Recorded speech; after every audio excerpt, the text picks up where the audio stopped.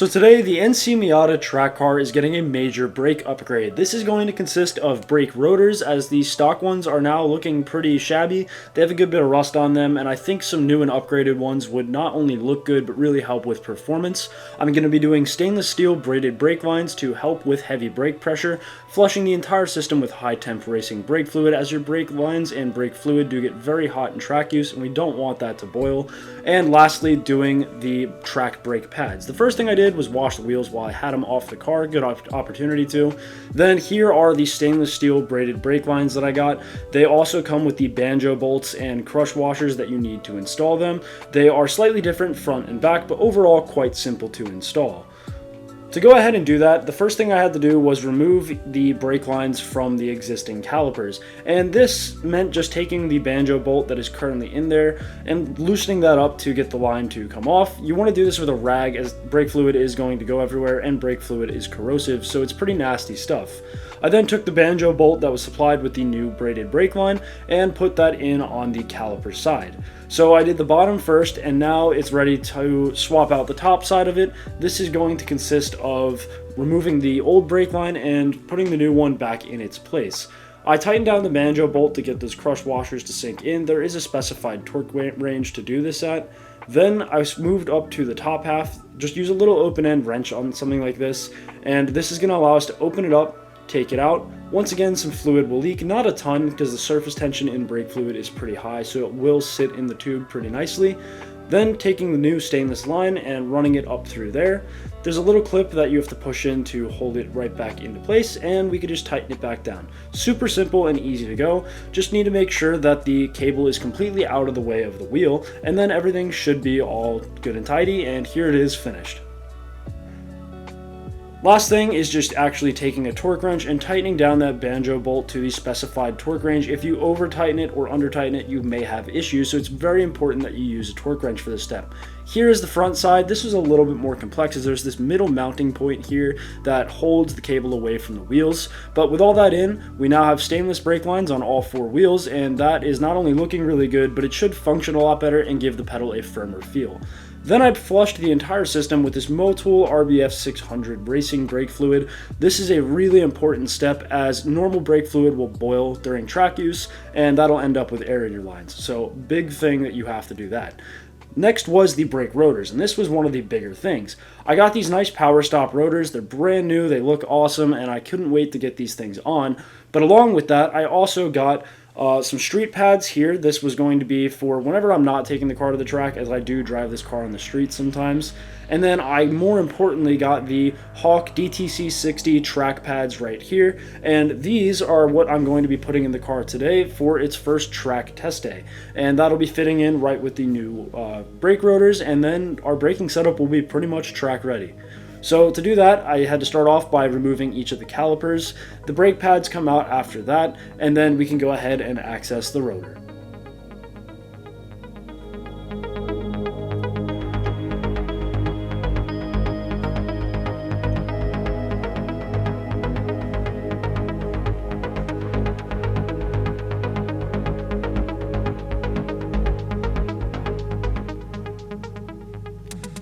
Now that we have access to the rotor with the old pads out, you have to take out the rotor screws. This was a bit of a pain, but I actually took a screwdriver through the end of another screwdriver, and this allowed me to generate a lot of torque on there. You don't want to strip these bolts. With those out, I now was ready to remove the caliper itself. The caliper bracket is held on with two bolts, those just come right out, and now I'm ready to set the caliper aside. Critically, you do need to set it on top of some kind of box or something, or I actually just use the brake pad box right here, so that there's no tension on that brand new stainless steel brake line that we've just installed. Next is getting the rotor off. This can be a bit of a pain, but because I'm not getting these resurfaced and I'm throwing them out, I was able to be a little bit harder on it with the hammer, and that pretty much busted it right off. With that off, you can see how much worse it looks next to the new one. That new one looks really nice. There's no rust, obviously, but the coloration is nicer. It's nice and thick, and as a whole, it should provide a much better braking performance over the one that I had on there. While I had that off, I took this as a good opportunity to clear some of the rust and dust off of the wheel hub, as well as the dust guard around the brake. And with that done, it's now ready to put the new brake rotor on. As you can see, these things look awesome, and I really couldn't wait to get them on the car. I was being really gentle with them to make sure I don't scratch them or scrape them in any way, shape, or form. Just popping that thing right on there, and then it's going to be ready for the rotor screws.